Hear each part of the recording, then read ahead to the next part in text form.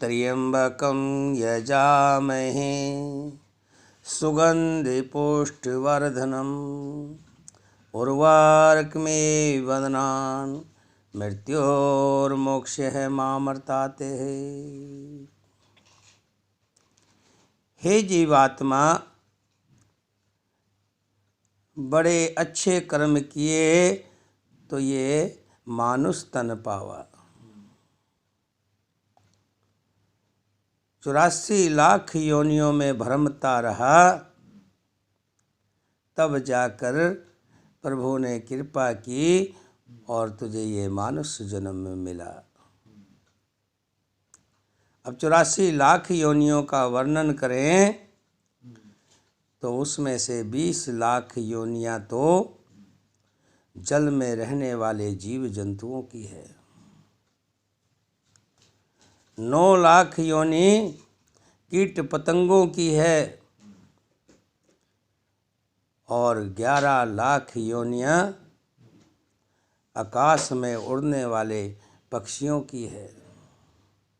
30 लाख योनियां चार पाहे घोड़े, हाथी, गायें, भेड़ इस तरह के जानवरों की है और 10 लाख योनियां पेड़ पौधे, आम, पीपल, तमाम तरह के पेड़ पौधों की योनियां हैं। 80 लाख योनियां हो गई। 4 लाख योनियां मनुष्य योनि है। मनुष्य में भी जो योनि है 4 लाख योनि है, 4 लाख प्रकार के। जन्म से अंधा होना, जन्म से बहरा, जन्म से मंदबुद्धि,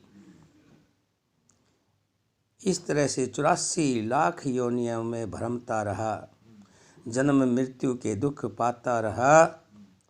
अब जाकर प्रभु ने तुझ पर अपार कृपा की है। ये जीवन तुझे मौज मस्ती के लिए नहीं मिला है। अच्छे होटल में खाना खा लेना, अच्छी गाड़ियों में घूम लेना, ये मौज मस्ती मौज बहार नहीं है। ये तो चंचल मन को भरमाना है। ये जीवन तुझे जो मिला है ये अपने मोक्ष प्राप्ति के लिए मिला है, अपने जीवन मृत्यु के बंधन को सदा के लिए हटा देने के लिए, काट देने के लिए मिला है। ये जीवन बड़ा अनमोल है, तू इसे व्यर्था मत गवा। मैं तुम्हें एक कहानी सुनाता हूँ। इस कथा के माध्यम से आप समझ जाएंगे कि मैं क्या कहना चाहता हूँ। एक भगत थे भगवान के, भगवान में बड़ी श्रद्धा थी, लेकिन अतिशय गरीब थे, बहुत गरीब थे। कमाई कम और खर्चा ज़्यादा था, फिर भी किसी तरह अपने आप को और अपने परिवार को पाल रहा था। चप्पल टूटी रहती थी, कपड़े फटे रहते थे। एक दिन प्रभु ने उस पर दया आ गई। प्रभु संत के रूप में उस भगत के घर पर पहुँचे और उसे पारस देते हुए कहा, हे भगत, इस पारस को रख ले और इस पारस से जितना तू सोना बना सके उतना सोना बना ले, लेकिन ध्यान रखना 1 हफ्ते बाद मैं आऊँगा और इस पारस को ले जाऊँगा। संत रूपी भगवान पारस दे करके चले गए। प्रातःकाल भगत उठा, स्नान इत्यादि करके लोहे के बाजार में पहुंचा, लोहे का भाव पूछा। फिर मन में विचार आया, अभी तो 6 दिन और बाकी हैं, जल्दीबाजी क्यों करूं, हो सकता है कुछ लोहे का भाव कम हो जाए। इसी तरह करते करते एक एक दिन करके 6 दिन भी खत्म हो गए। कीमती 6 दिन गवा दिए। 7वें दिन मन को पक्का किया, आज तो मैंने लोहा खरीदना ही खरीदना है, चाहे किसी भी भाव में मिले। लेकिन सुबह पता लगा कि शहर में दंगे हो गए, बाजार बंद है। 7वां दिन भी बेकार चला गया। उधर संत के रूप में भगवान फिर आए और भगत का हाल देखकर सोचने लगे, मैंने तो इसे पारस दिया था, लेकिन इसकी चप्पलें टूटी हुई हैं, इसके कपड़े फटे हुए हैं, ये तो गरीब का गरीब है।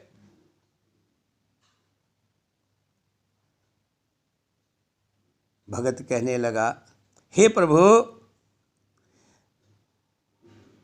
मैंने अपने 7 दिन जो आपने दिए थे उनको भाव पूछने में ही गुजार दिए, और मुझे सिर्फ 2 मिनट का टाइम दे दीजिए। कम से कम मैं अपने दरवाजे पर लगे हुए लोहे के ताले को तो सोने का बना लूं। संत रूपी भगवान कहने लगे, समय निर्धारित था। जैसे मनुष्य की एक एक सांस गिनती की है, ना ज़्यादा आएंगी ना कम आएंगी। जब श्वास पूरी हो जाएगी तो अगर एक श्वास मांगेगा तो एक श्वास भी तुझे उधारी नहीं मिलेगी। इसी तरह से संत कहने लगे, अब तुझे 1 मिनट क्या 1 सेकंड भी नहीं मिलेगा, और पारस लिया और चले गए। हे मनुष्य, हे जीवात्मा, ऋषि महात्मा बार बार तुम्हें समझाते हैं, अपने अगेत को सुधार, अपने जीवन मृत्यु के बंधन को खत्म कर, मोक्ष को प्राप्त हो जा। ये जीवन बड़ा अनमोल है, ये जीवन बड़ा कीमती है, इसे व्यर्था मत खो।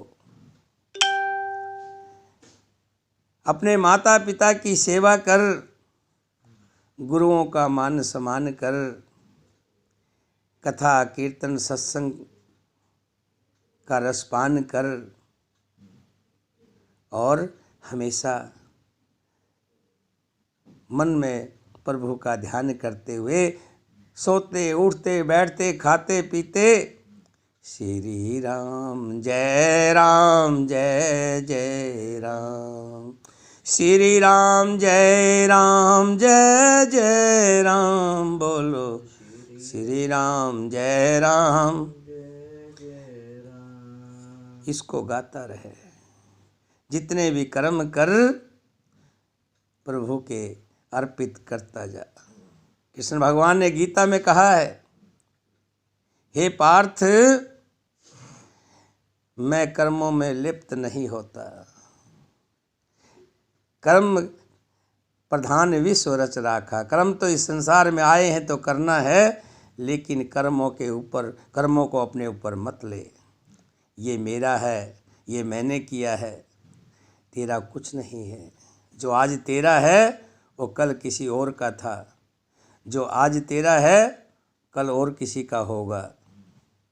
तेरा संसार में कुछ भी नहीं है, ना तूने कुछ किया है, प्रभु की इच्छा से ही सब कर्म हो रहे हैं। ऐसा सोचकर उस प्रभु का नाम लेते हुए अपने जीवन का यापन कर।